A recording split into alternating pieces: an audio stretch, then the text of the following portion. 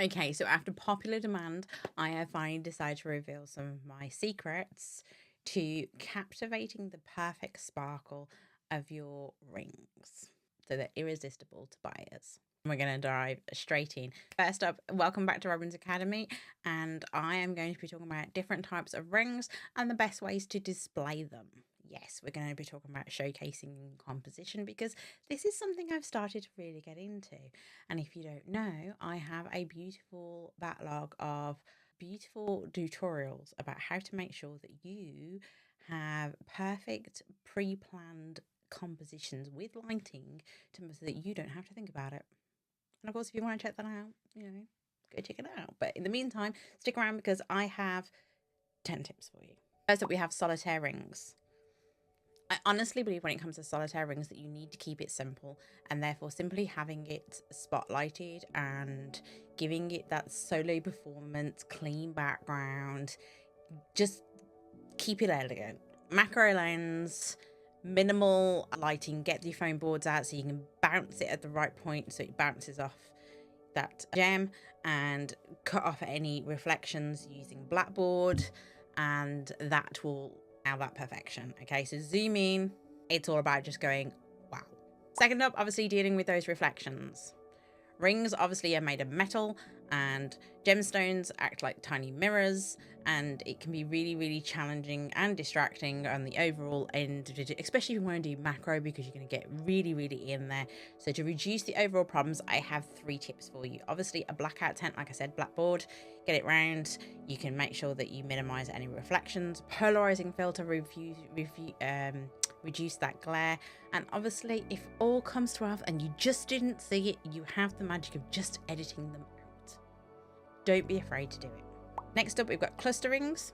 Cluster rings, I would definitely say, need to be balanced correctly.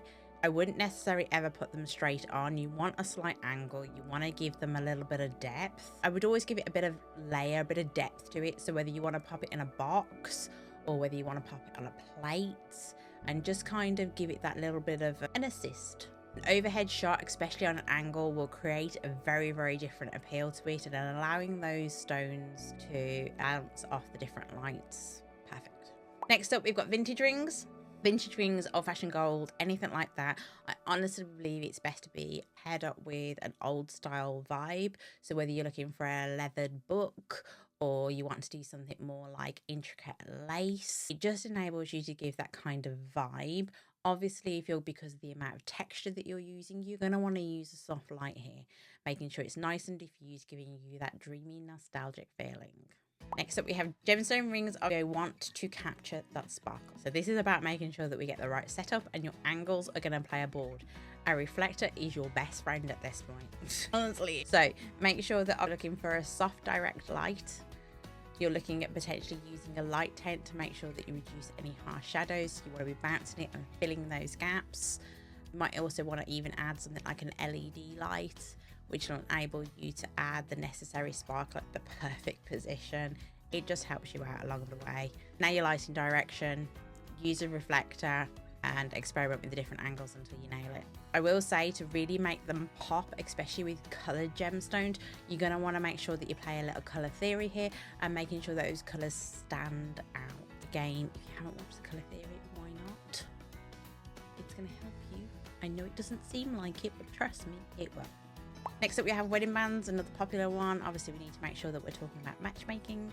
We're talking about making sure that these pair up nicely and adding a touch of wedding joy, whether it's flowers, invitations, a personal vibe about the happy couple, or simply just making sure that it gives the vibe of the happily ever after.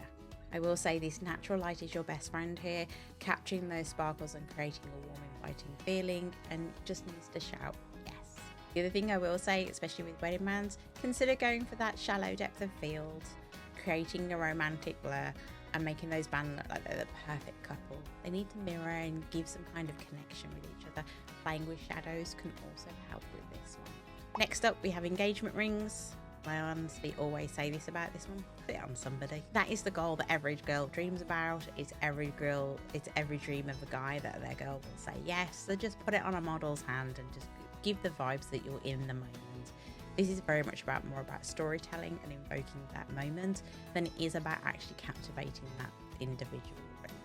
Stack of more rings, arrange them slightly more creatively. So whether you're looking at a particular lineup or simply a layout on a multiple choices and showing the creativity all over somebody's hand is definitely a way to go. What I would say is this is where your macro shot comes in and being able to focus on those small intricate details. Obviously, one of the challenges of doing any of these ring photography is making sure that you nail that focus. I would actually recommend that you don't automatically go for those wider apertures and actually bring it up a couple of stops. You don't really want to be going lower than about a 5 on this to make sure that you get all of it in shot. We don't want to miss it. And worst case scenario, take a few shots and make sure that you're using your focus stacking. I hope that you found these tricks helpful and have inspired you to get your jewellery out.